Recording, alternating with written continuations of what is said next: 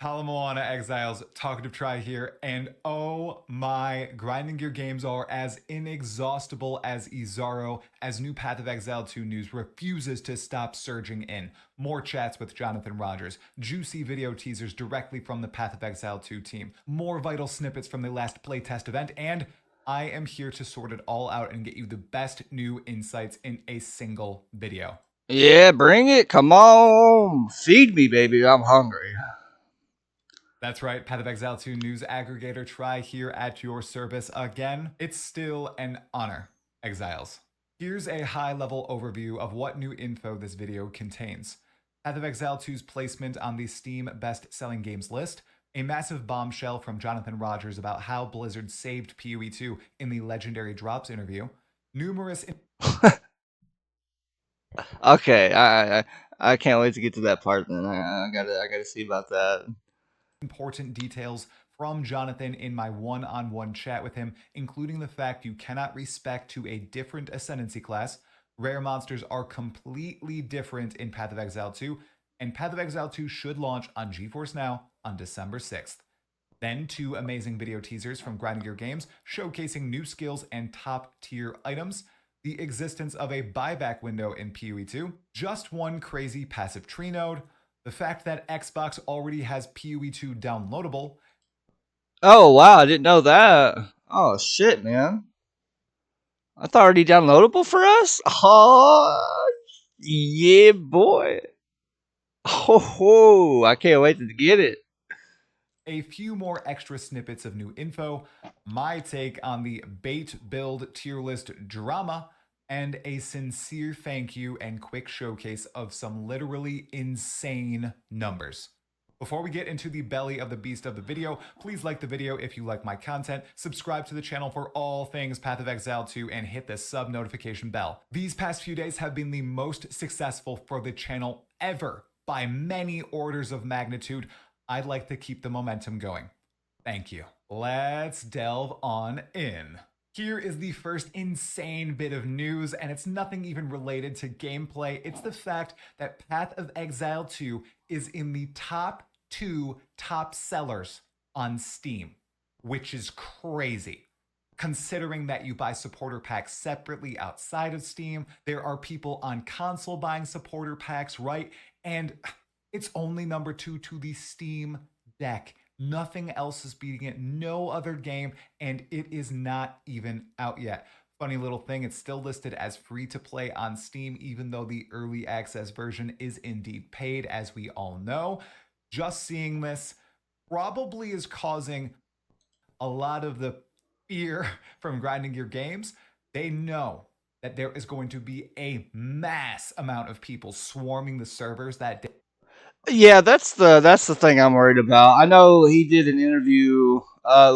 Jonathan Rogers did an interview a couple days ago or something, talking about like his main focus now. Let's like make sure servers don't go on fire or anything when the game releases. That's what I'm mostly worried about though too, is getting in there and it being hectic. Like I don't know. I hope it's just not like crazy. I guess like I don't mind like a few little hiccups or whatever. Um, but I remember going through Payday 3, and that one was just atrocious. Like the servers were down for like hours at a time. Like you weren't able to play that game at all. It was just terrible. I never been through something like that where the servers were down for like damn near like 12 hours and stuff. Man, it was terrible. Day one, and a lot of them are coming from Steam. They are doing their absolute best to prepare the servers, but they were expecting League launch numbers. They're going to get far higher than that.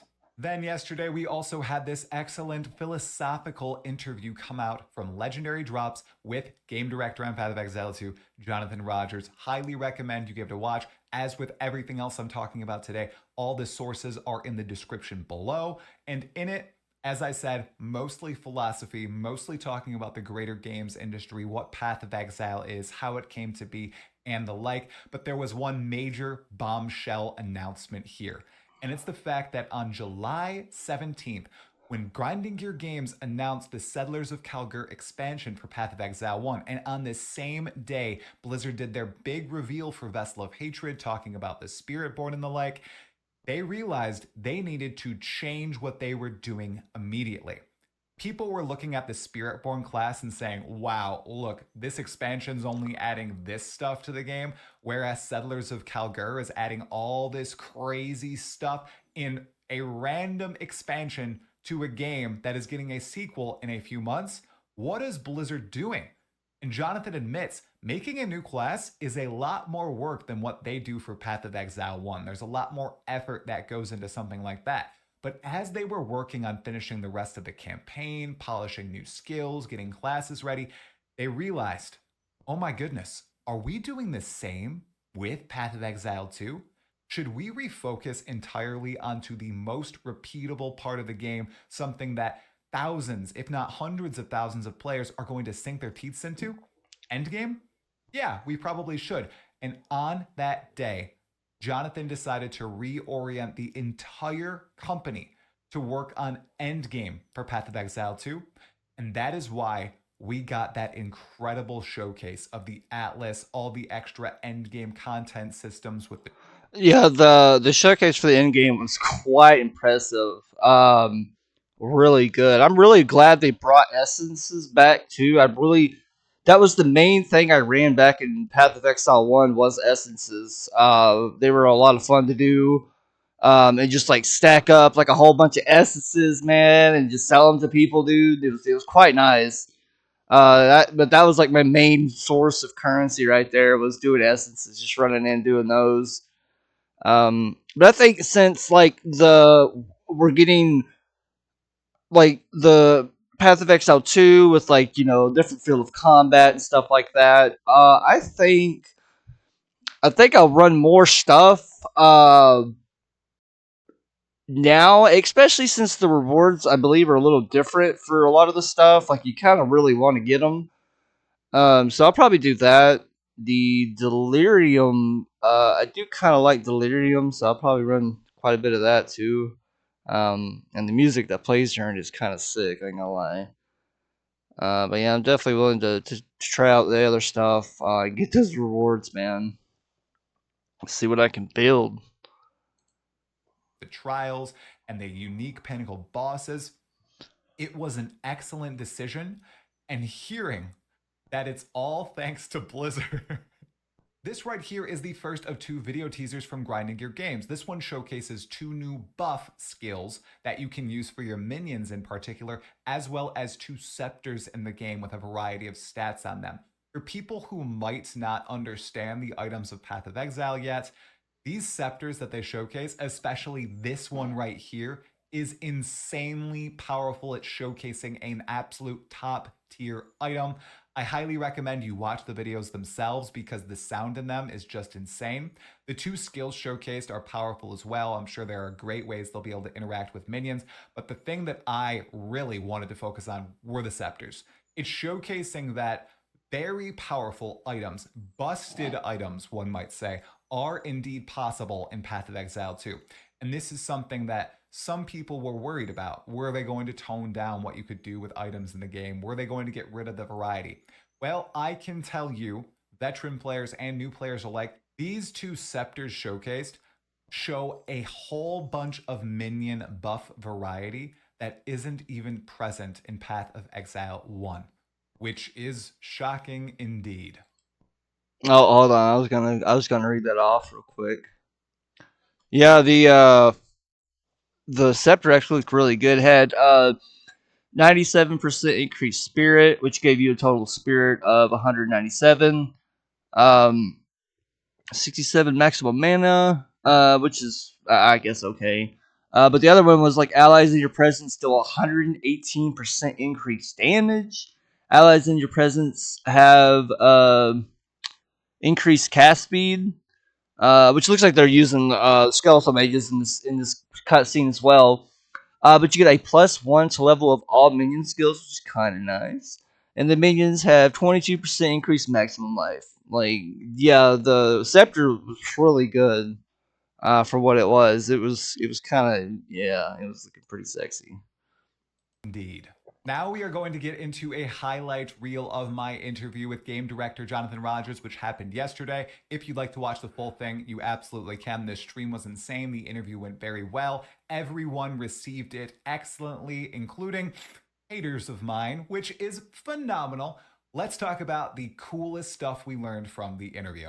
First up, rare monsters and their modifiers. So, rare monsters are completely different in Path of Exile 2.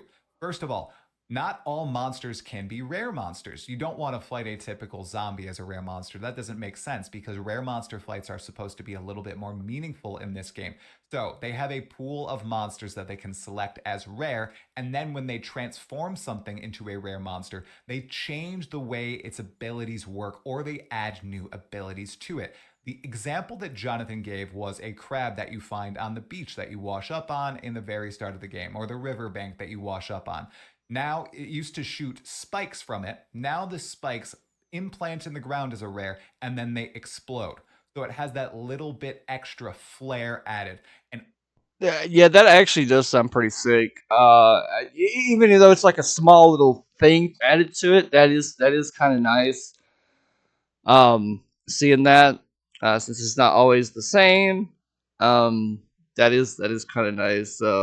Seeing seeing like a rare pop up out of somewhere, and you just like, yo, what's up? Like, I got a couple extra moves for you. all the rare monsters in the game, or at least most of them, are going to have this extra flair.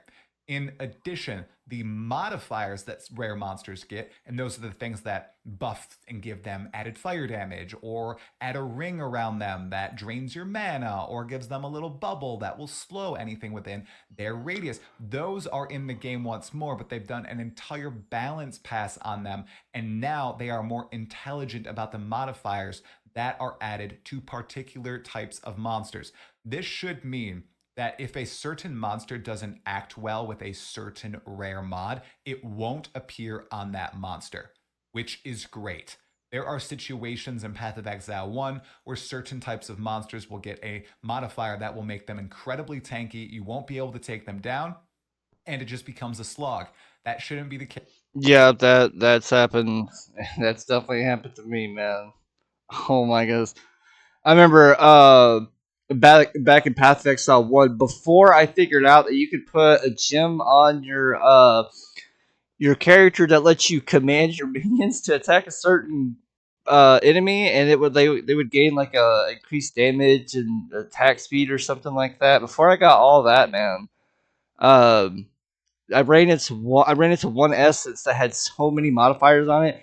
It like I guess it wasn't like so many modifiers, but it was so bad, dude.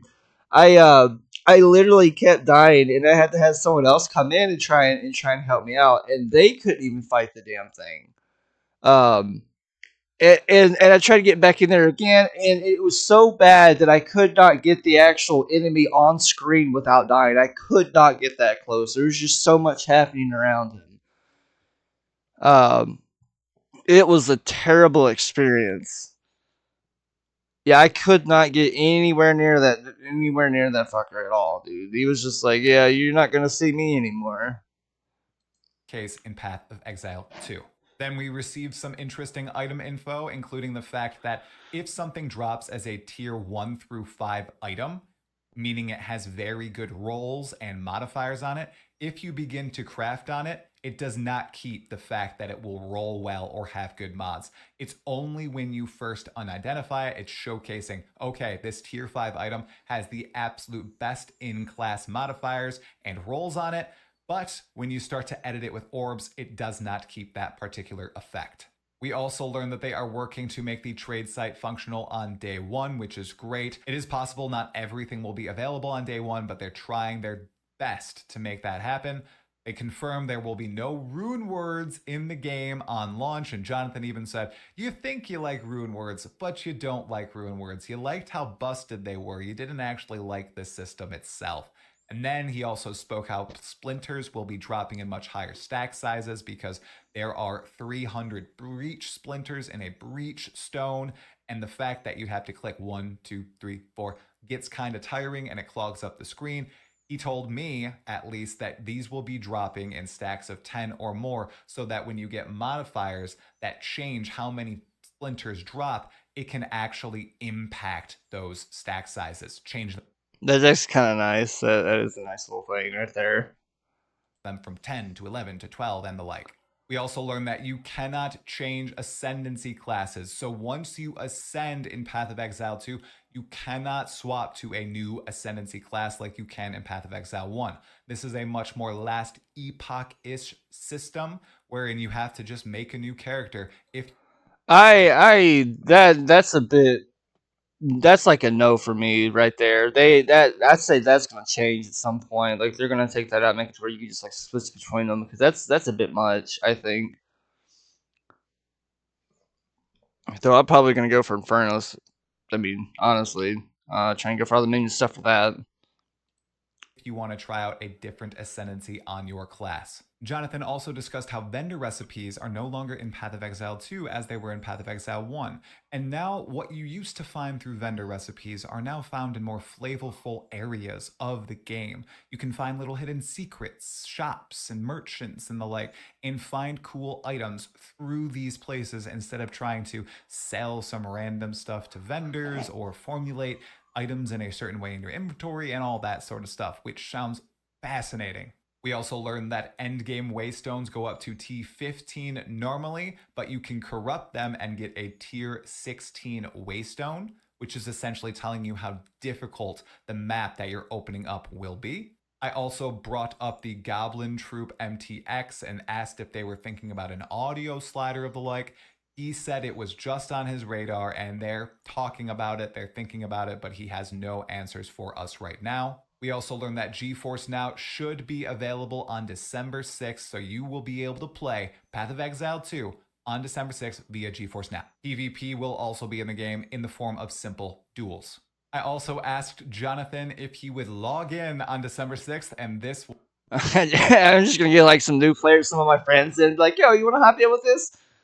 Do like a little, like, hey, let's do a little PvP match real quick. Just like a quick duel and just like shit on them, like some OP shit. That'd be fucked, man. I don't think I could do that. was his answer. Of course, of course. I mean, as soon as there's some kind of horrible fire with the servers, then I'll immediately have to probably deal with that instead. But so long as there aren't any problems, I'm going to be playing absolutely. I sincerely enjoyed the interview. I think Jonathan did too. The community seemed to enjoy it as well. And this right here on screen is a list of all the questions I did ask in green and the questions I did not ask in white. I didn't get to all of them. I wanted to respect his time. We went for about an hour, just a little bit over. Highly recommend you watch the entire thing if you'd like to hear him give his take on all things Path of Exile 2. And then we have this insane teaser from Path of Exile 2 showcasing Ball Lightning, Archmage, and Wild Shards, 3 new skill and support gems in Path of Exile 2. The sound That actually looks good. The lightning and stuff, abilities and all that look fantastic. I think they look pretty good. They did a great job with that. on this thing is insane. I bought new speakers just for this game. I don't know what else to say besides it looks awesome and it makes me want to start a sorceress, but I also want to be a warrior. I don't know what I'm going to play. Everything looks like so much fun. And then this right here, Sigil of Power, stay inside the sigil, get more damage essentially. And that item in the upper right hand corner, Viper Goad, a chiming staff. Once again, this staff looks insane by Path of Exile 1 standards. Yeah, let's take a look at it. It's got gain 28% of damage as extra lightning damage. Okay, okay. 119% increased spell damage. 101 to maximum mana. Plus 5 to levels of all lightning spell skills.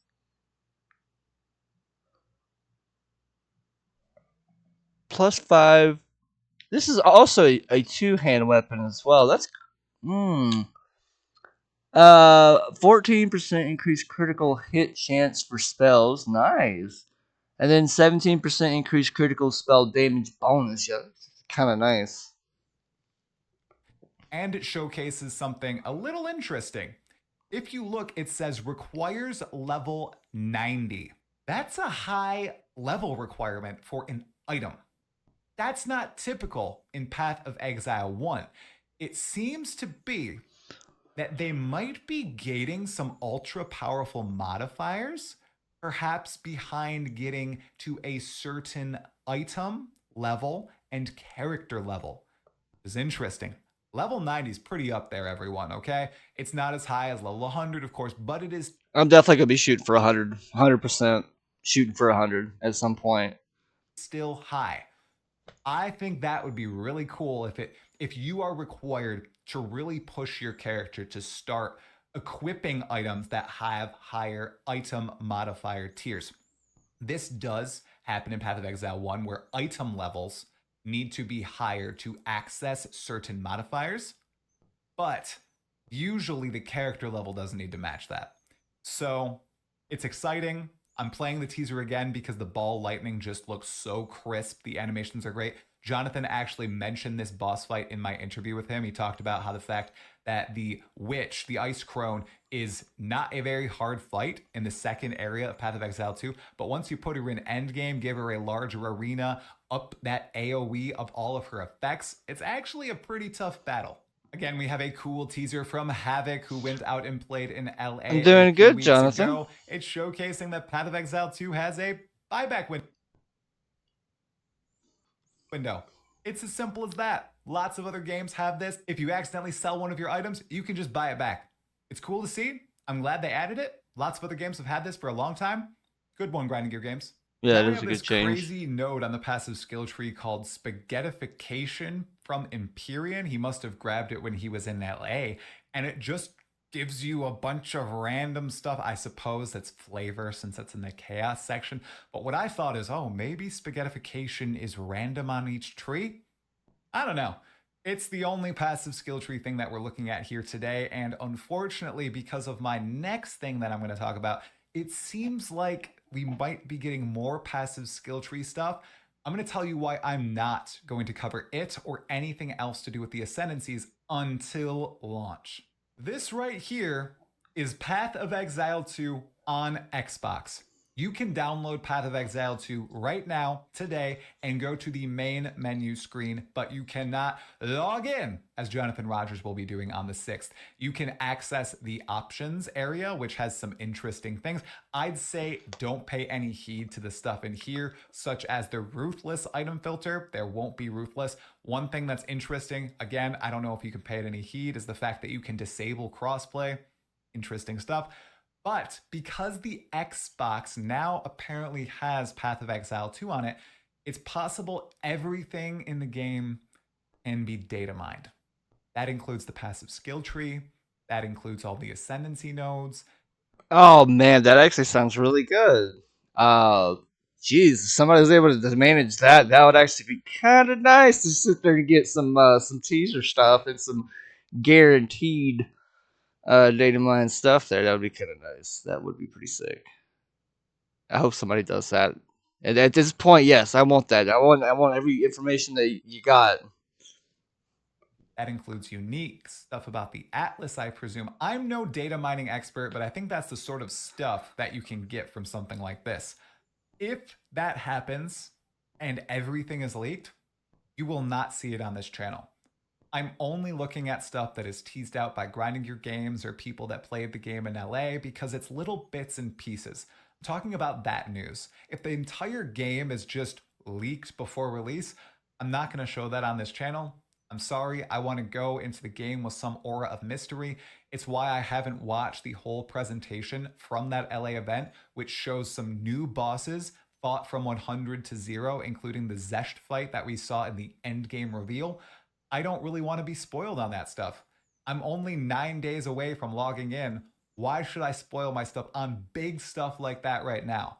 Yeah, we're talking about little stuff on the channel right now. We're not talking about the massive things anymore. If I use massive in this video title, that's not good. Additionally, it looks like people are getting their lifetime keys for Path of Exile 2. Remember, if you have spent $480 or more on Path of Exile 1 microtransactions, you will get a free key to Path of Exile 2. If anybody would like to give away their keys, I am doing giveaways on stream. I am shouting out people who give me those keys. So if you do get a key, an extra key because you bought a supporter pack, you can send them my way on Discord or Twitter, Twitch, wherever. It'll be fun. If you don't Okay. have your key yet, don't be worried. They're probably sending them out in waves. You will have it by December 6th. And now there is some drama going on in the Path of Exile 2 community because some YouTubers, some creators are starting to put out build guides and tier lists for the best classes and ascendancies in Path of Exile 2. And of course, we don't know the power of these classes. All we see Putting out straight builds and stuff. Look at that. This ain't looking good. is gameplay from trailers and snippets of information from people who play tested the game on not even the final version that we're going to get. None of this stuff is accurate. So, what I say to all those and what I say to you, just have fun. Don't pay them any mind. Choose the class that you think looks most interesting. That class, the class that is most interesting to you, the most fun looking to you, is going to be the best class for you to start as. Minion main for life, baby. Let's go. Anyway, we all know that your second option is going to end up being the most busted class in the entire game. Now, I do get why some people are calling out creators for doing this. It makes sense. We don't want to trick new players. There's a lot of new players coming into the scene for this launch. We don't want to set them off incorrectly and saying, yeah, this is going to be the most busted build ever. You should totally play this when we actually know nothing. It's just a bit of a slippery slope. There are obviously bad actors, right? People who are blatantly lying for clicks and traffic. And then there are those people who are theory crafting and speculating about what they think will be the strongest. I think there's a clear dichotomy there. And I don't really know what the correct solution is besides just logging in and playing what you want to play. You don't need to follow anything, okay? And if you do want to follow something, follow it from your favorite trusted creator, someone that you have watched for a long time. Not me. I'm going to make a busted, broken build, as in it's not going to function. Okay? Yeah, I'm right here. I'm right here with them. To be honest with you, I doubt I'm gonna make anything good as well. It's just gonna be terrible. You know, I'm just gonna go to a boss room and just get one shot by something, or get one shot by like a little goblin mob or something like that. I just know that's gonna happen. I just know it's gonna happen. I am not a build creator, okay? I just like to play Path of Exile 2. All right? I'm ready to log in. Now, I'd like to showcase to all of you some busted stats and just say thank you. I was speechless before and after the Jonathan Rogers interview yesterday. The support that I have received these past few days is insane. And I'm going to showcase this through numbers. Now, I'm a big fan of numbers and data outside of Path of Exile and Path of Building. I know, huge shocker. So, we're going to talk about what has actually happened on that stream and what is happening to the channel through numbers. Here we go. On the live stream yesterday, YouTube had 44,340 live views, 6,848 peak concurrent viewers, 12,967 hours of watch time, 17 minutes 32 seconds average view duration, 38 donations, 450 new memberships, and the entire live stream is now at 55,000 views and growing, with the new posted full interview at over 64,000 views and growing. On Twitch, we had 3,138 max concurrent viewers, 1,788 average viewers, and 634 new subscribers with 1,317 new followers. The VOD on Twitch is at 17,000 views and That's pretty good, man. Like, oh my goodness, that's pretty impressive. growing. In the past 48 hours, this channel has gained over 6,000 subscribers and 400,000 views. That is unreal, truly. That's pretty big, dude. That is quite awesome. Wow. Thanks to anyone who has ever been kind, to anyone who has ever left honest critiques of my content, to anyone who has shared joy in my videos, to people out there giving me opportunities and letting me leap slam on them with full force. Even to those who cannot stand me, I get it. Sometimes I can't bear myself either. Thanks to Grinding Your Games, all my fellow content creator friends, to my family, just everyone. Thank you so much. I am inexhaustible. If you want to catch me live, the hype train continues today with Neversink, and then tomorrow I am talking with Ghazi TV. Thank you so much for watching, my fellow exiles. I will see you in the next one. Stay sane. All right.